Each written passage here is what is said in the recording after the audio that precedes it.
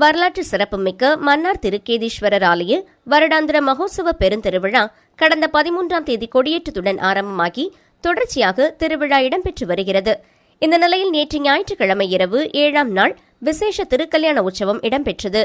தொடர்ந்து உற்சவர் மூர்த்திகளுக்கு வசந்த மண்டபத்தில் விசேஷ பூஜை வழிபாடுகள் இடம்பெற்றதைத் தொடர்ந்து உற்சவ மூர்த்திகள் உள்வீதி வெளிவீதி உலா வந்தனர். நாளை 21ஆம் தேதி செவ்வாய்க்கிழமை தேர் திருவிழா மற்றும் 22ஆம் தேதி புதன்கிழமை தீர்த்த உற்சவம் இடம்பெற உள்ளமை குறிப்பிடத்தக்கது.